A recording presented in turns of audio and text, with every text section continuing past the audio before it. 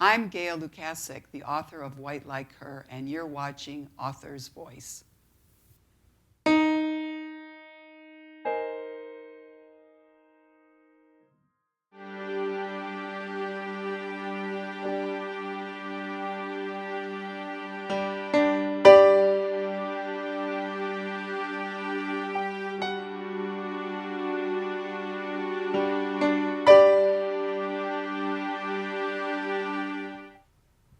Hi everybody, and welcome to Author's Voice, connecting authors with the world.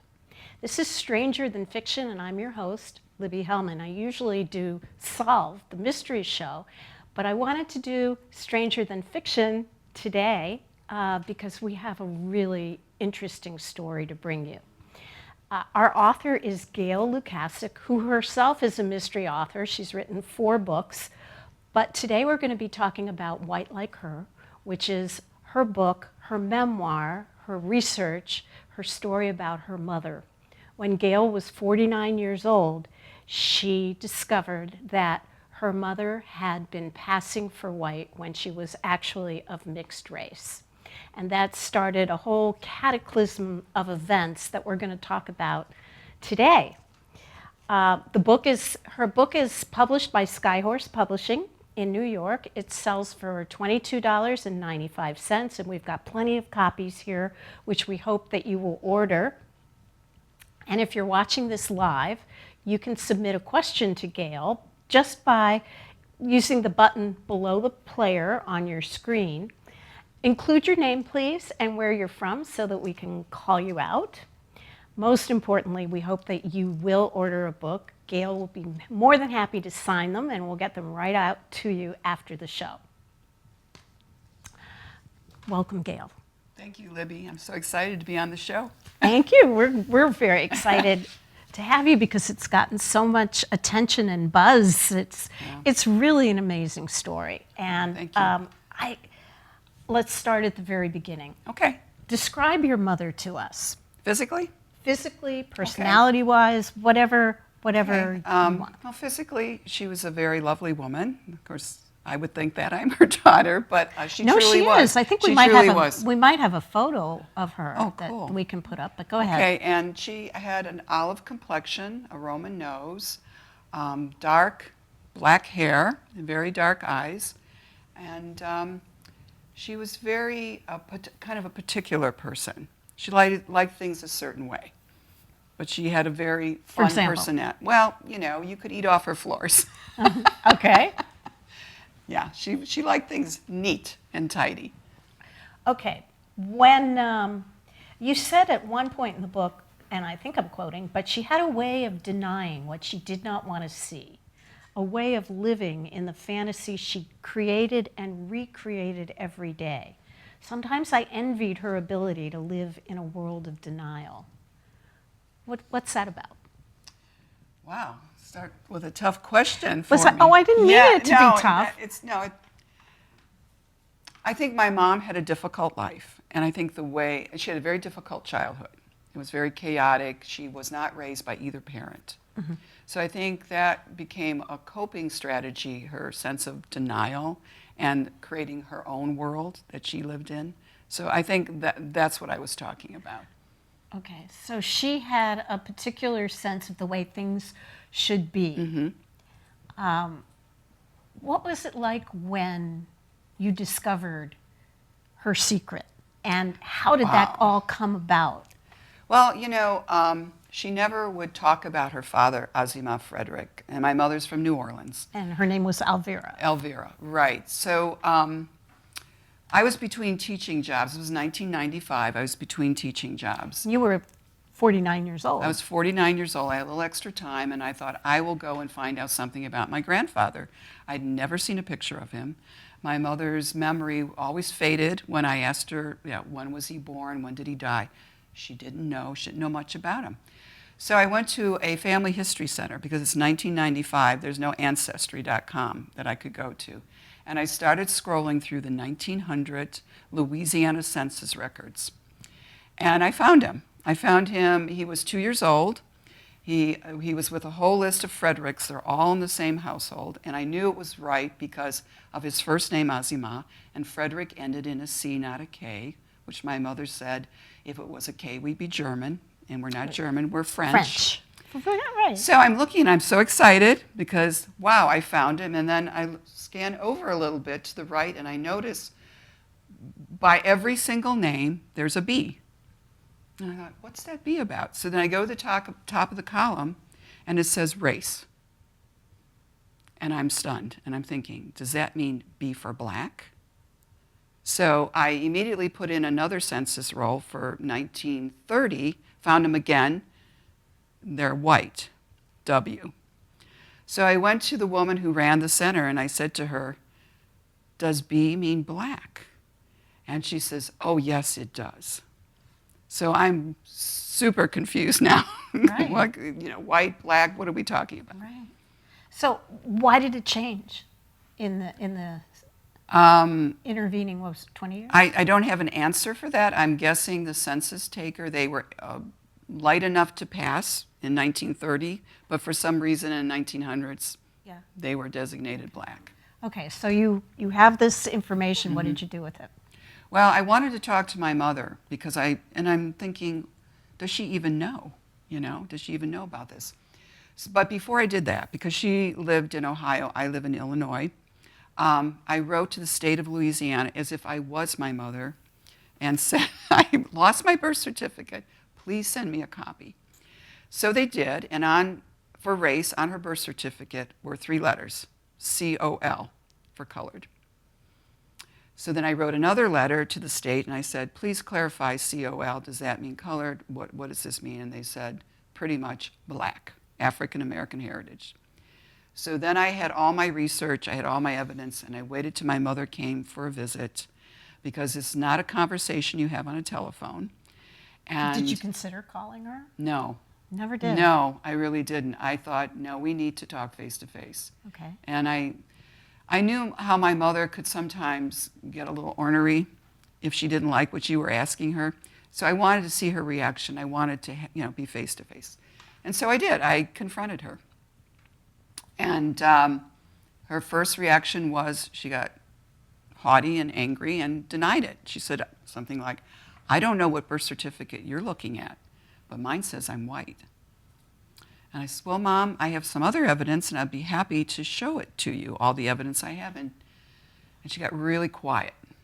And she was sitting in this big chair, and it seemed like suddenly she started shrinking into herself.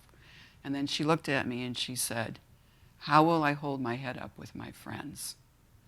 I was so surprised. That was her reaction. And I said to her, well, Mom, it's a good thing, it's good, it's okay. And she was having none of that. She said, you cannot tell anyone about this till after I die.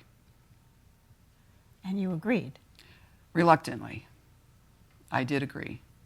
And I kept her secret for 17 years. Wow. Yeah, it was a hard secret to keep. I'll bet it was. I think you say in the book that there were 1 or 2 people. I told my husband, I told my 2 children, and I had 2 good friends that I shared it with, and that was it. Yeah. Yeah. Did you do any research on the side in that intervening 17 I did. years? Yeah, my son did. He took up the mantle of research. He was out on the East Coast, so he had the archives, in D.C. He did some research, and then, of course, we get Ancestry comes in, and I did research on Ancestry. Yeah.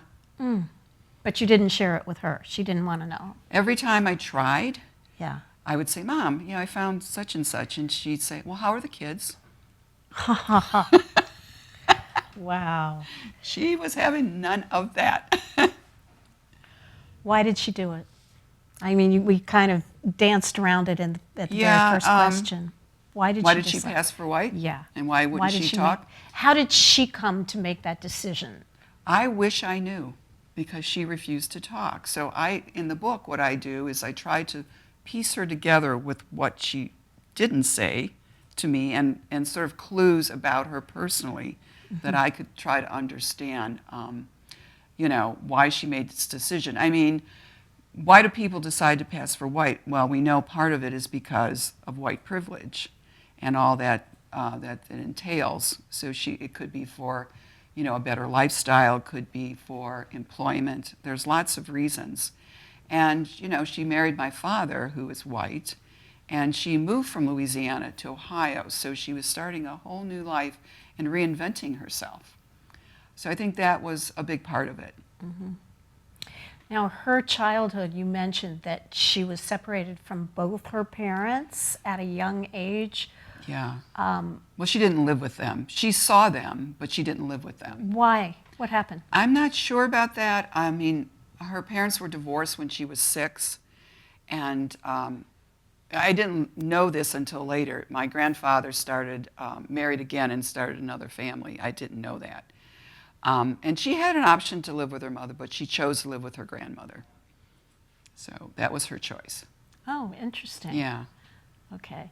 There was, but then her father wanted her back, correct? I mean, wasn't there the kidnapping? She didn't know that. Okay. Tell us about the so-called kidnapping. Well, she always told me the story that she was kidnapped from her father in the middle of the night by her mother. And when she would tell it, she would be sort of humorous to her, although I didn't think it was funny. It didn't seem funny to me. But yeah, he had all 3 children. He got custody through the court system. Why is that? I don't know. I mean, I saw the document. I actually saw the document of him getting the custody from the divorce. I'm not sure, but she did. Did your mother ever talk about that? Why? She didn't know that he got custody. I found that out through my research. Oh, okay. Mm-hmm. That was one of the documents that I discovered. Then if he got custody, but he allowed her to go? Yeah, he did. Why? Yeah, Do you have any? I don't know. Mm. Yeah. Okay. She wouldn't talk. Or she was selective in what she told me. Okay. Yeah. No kidding. Okay, so Yeah. she's living with her grandmother. Yes. And her Well, father. actually, I think it was a great-grandmother. Great-grandmother. Mm-hmm. Okay. And the father has another family. Starts another family. And her mother was where? She started a second marriage. She married a second time and had a son with her second husband. So everything was not very stable for your mom. Exactly. It was very unstable. Yeah. Yeah. And people went off and started new families, and yes. it wasn't just Right. her and her No, mom and her dad. no. Oh boy, that's Yeah, and it's crazy. how old was she when they divorced? I think around 6. Oh boy. She's pretty young. Okay. Yeah. Okay. So let's go back to the present for a Yeah. little bit. So you're 49, you find this out. I don't know how you kept it to yourself all those years. It wasn't a part of my everyday life. I was busy, I was teaching, I was writing, I was doing things. I knew I was getting nowhere with my mother, so I just kind of let it go. It was always there. I always knew it was there, but there was nothing I could do. So what was the Genealogy Roadshow the first time that you really dealt with it in the open after she passed? Or Absolutely. How Absolutely. Tell us about that, because a lot of our listeners It's and so viewers probably want to know. serendipitous what happened. My mother passed away 2014 in April. In July, my husband sees in our local library's genealogy section that Genealogy Roadshow is looking for family mysteries related to New Orleans. And he said, you need to do this. You need to do this. That is just... It's just weird. Yeah. Because you're a mystery author. Your Yes. mom had a mystery in Yes. her life. Right. Or And you wanted to solve the mystery of her life. Yes, I did. And New Orleans. And New Orleans. Which So is where she I did grew up. apply, and yes, they chose me to be on the show. Unbelievable. Yeah, it was pretty amazing. So tell me what happened. I know the book opens with you going to the show, Yeah, waiting about for to be... the revelations to Yeah. happen. What happened? Well, the first thing, Kenyatta Berry was the host for us. She's a genealogist who told our story. And the first document she opens is the 1940 Louisiana Census records. And on it is my mother and her sister, and they're both designated NEG for Negro. And at the time, my mother was working in a tea shop, which is a very typical job for a woman of color in the South.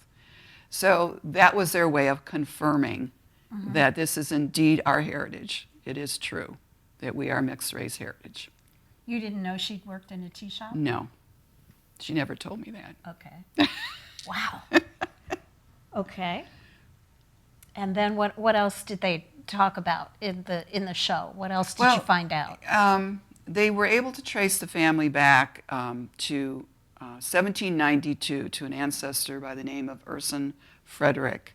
And that's as far back as they did go. In the book, I go much further back than that. And, all along they confirmed the shifting racial designations, which I was shocked. My grandmother, who has a similar complexion to me, my mother's mother, was designated mulatto. So you can see how these things shift around and move. At one point, someone was designated Creole, too, weren't they? Or it's either white, Caucasian, black, or mulatto. In fact, by 1930, the U.S. government did away with the designation of mulatto, which after that, you were either black or white. Really? So there was no category at For all mixed race. for a mixed race. Yes, they did away with it. No kidding. And they brought it back. And then since. you have to remember, in the South, you still have the one-drop rule. So if you do away with mixed race, what does that mean? If you have one drop of African heritage, you're black. That was a question on Yeah, my that is Tell me about the one-drop rule. Yeah, the one-drop rule is basically what it says. If you have one drop of African American blood in your heritage, you are designated as black. God, it reminds me of World War II, Hitler, and Absolutely. And, well, if you're 1/8 yes, Jewish, you're. Well, Louisiana. This is very interesting because I did a lot of research on this. Louisiana decided that might be too strict, so in 1970, it went from 1970 to 1983. They decided they would do a mathematical formula for determining African American heritage, and it was 1/32 or more African heritage made you black. Oh my God. Yes. So your great grandparent, if they were African American, you were. Oh my goodness. Yeah, it's pretty amazing. Yeah, it is. Later on in the book, you refer to the paper bag test. Yeah. What's that? I was surprised myself by the paper bag test. If there were certain social clubs, because I'm looking at Louisiana, that they would have parties, and if you were darker than a paper bag, you could not go to these parties. You would be refused. Because you wouldn't be white. You would be too dark to go. Okay. If that makes sense. Okay.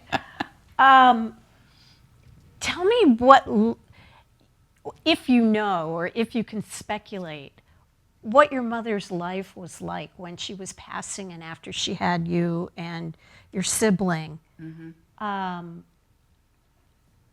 Do you have any sense, did she tell anybody? I mean, she told her sister, right? Her sister Shirley Well, knew? yeah, Shirley, of course, is also designated as Negro. Right.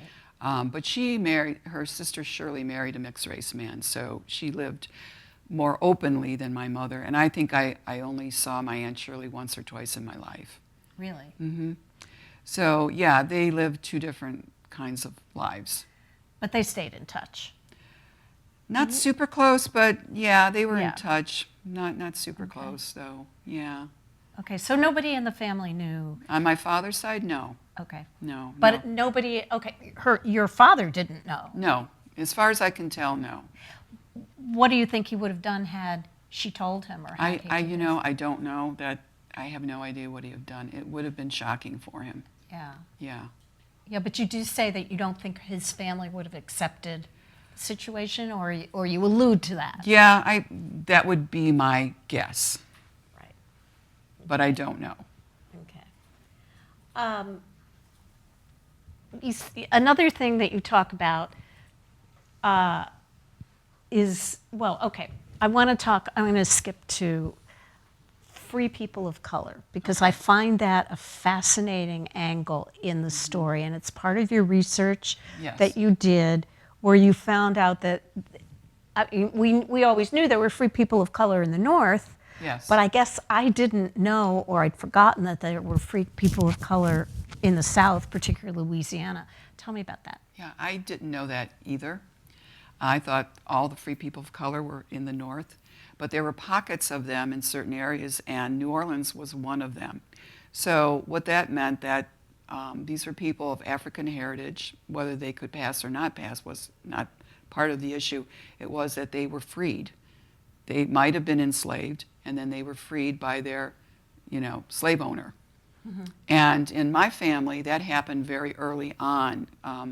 I was able to trace the family back to early 1700s Louisiana, and there were two women I discovered that were enslaved. One of which was African American. Well, she would have been African. Her name was Marta, and she had a relationship with her slave owner. They were contemporaries, and I think she bore him 13 children. And after the first war, he freed her and the children, and then all the subsequent children were freed. And what's interesting about their story is that when he passed away, he left half his estate to her as a free woman of color and the other half to his children. So that really raised their status in New Orleans. Wow. The free people of color, I mean, you talk about it, they weren't white, they weren't black, they were in the middle. They had more, quote, privileges, which I hate saying that word, but... Not really. They couldn't vote. They couldn't vote, but they were held in higher esteem. Yes. And there were certain things that they could do that other African American people at the time could not. Well, if you were a free person of color, you could earn money for yourself. You could have a position and a trade. Whereas if you were enslaved, you were enslaved. You had no freedom at all to do anything. There's something in your book you say. 80% of the free black population in New Orleans in 1860, which is right before the Civil War, had European blood. Fewer than 10% of the slaves in New Orleans had evidence of white ancestry. Interesting. Yes, very interesting. So generally they were probably considered to be whiter than other blacks. Right, and you have to consider the mixing of the races, which began with slavery and the slave owners mixing with his slaves, and they having children, and so there you go. Were they freed because they fought in the Civil War? Were a lot of or were they already free before they were conscripted? Are you talking about the Native Guards? Yeah. Or? Yeah, well, what became the Native Guards? Okay, yeah. The Native Guards, they're fascinating. They're a fascinating part of our history that most people don't know anything about them. They were actually the first black Union troops to be mustered into the Army during the Civil War. And the majority, they're from Louisiana, were free men of color. Mm-hmm. Not all, though, but the majority. And if it's very interesting, I actually have my ancestors' enlistment document, and it's unusual in that not only do they give, he's 5'6", he had black eyes, black hair, but they gave his complexion color. And when I did my research, I learned that all of these free men of color were designated by their complexion: white, fair, yellow, brown, etc. And this was because Butler, who was the commander of the army at that time on the Gulf side, was asking for more troops from Stanton, from the War Department, and he wanted to reassure him that these men were not black slaves who had escaped the plantation. They were free men of color, because Lincoln was afraid he'd lose the border states if that got out. Wow. Yeah, so it's an interesting document to see. Yeah. Yeah. Yeah. We don't have enough time to talk about everything in the book, but it gets fascinating. Aplha Sajha. Can you talk a little bit about what a Aplha Sajha arrangement was? Okay, this had to do with white men in New Orleans who had wealth and would like to take a woman of color as a mistress. And so he would, there are movies about this, the tragic quadroon, and they'd have balls where the women would be chosen. And they would set these women up in, a little apartment or something, and she would be the mistress. And he would pay for everything, and that's how that worked. Back to your mother. Your mother met your father during the war. Yes, World War II. And yeah, I'm back. I'm coming a little bit back into the present or more. And they were engaged very quickly, right? Very quickly. I have a feeling that happened a lot during the war. Yeah. Okay. But they didn't get married. But then she went to California. Well, the engagement was broken off, Okay. while he was over fighting in the South Pacific. And then she went to California. Yeah, she decided my mother loved California. She absolutely loved it. And, in California, it was much easier to pass. Yeah. And to go to a new place, no one would know her. Right. So that was her dream. But then what happened? Your father got... They made up. The engagement was on, and then they married in 1944. Wow. And they married in Ohio, actually. So they couldn't marry in the South. Right. So they were...